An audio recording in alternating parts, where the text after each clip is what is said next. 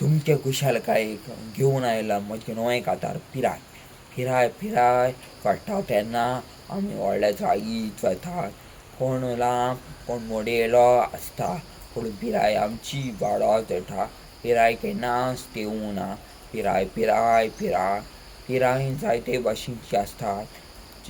जेन्ना भुरगेपण, तरणाटपण आनी जाणटेपण हे संवसाराचे जिवितांत पिरायेन जायते भाशेचे मनीस आमकां मेळटात.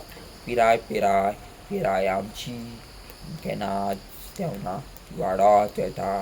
पिराय आमची जाल म्हणटोरी आमी संवसारांतले दीस काडले उपरांत आमकां इनाम मेळचो टायम आसता. पिराय पिराय पिराय पिरायेंत आमी बरे भाशेन जिवूंक जाय. पिराय आमची जियेतना आमी बरे भाशेन सांबाळूंक जाय. पिराय पिराय पिराय आमची पिराय.